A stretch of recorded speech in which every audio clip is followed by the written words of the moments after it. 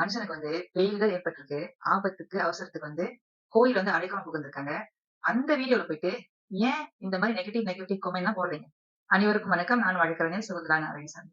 இன்று நடந்த ஒரு பெரிய பேரிடர். அதாவது கேஸ் பைப்லைன் வெடித்து புத்ரா ஹைட்ஸ் என்ற பகுதியில குடியிருந்த மக்களுக்கு குடியிருந்த வீடு நெருப்பு அனல்ல பழுதாகி, வாகனங்கள்லாம் பழுதாகி, ஒரு சிலருக்கு காயம் ஏற்பட்டு, அவங்க பக்கத்துல ஒரு 500 மீட்டர்ல இருக்கின்ற காளியம்மன் கோயில்ல அடைக்கலம் புகுந்திருக்காங்க. முதலுதவி பெறுவதற்காக.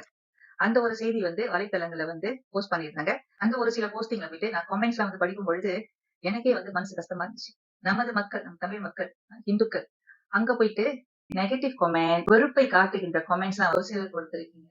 இதெல்லாம் ஒரு நல்ல பண்பே இல்ல. இப்படிலாம் செய்யலாமா? ஆலயம் என்பது வெறும் வழிபாட்டு ஸ்தலம் மட்டும் கிடையாது. இந்த மாதிரியான சம்பவங்கள் நடக்கும் பொழுது, அதாவது மக்களுக்கு ஒரு துன்பம் ஏற்படும் பொழுது, அது அடைக்கலம் கொடுக்கின்ற ஒரு இடமாகும். கோயில் பூஜை நிறைவேறும் பொழுது ஒவ்வொரு தடையும் வாழ்த்துறை பாட சொல்லுவாங்க. நீங்க கேட்டிருப்பீங்க.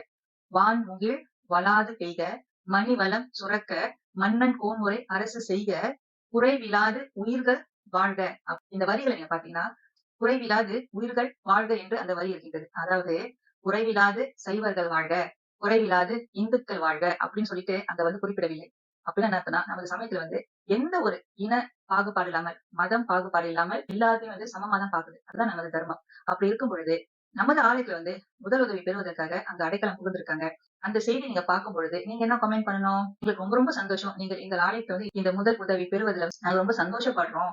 அப்படிதான் நீங்க கமெண்ட் எழுதணுமே ஒழிய, அங்க போயிட்டு நெகட்டிவ் கமெண்ட், வெறுப்பை காட்டுகின்ற கமெண்ட்ஸ்லாம் போடாதீங்க.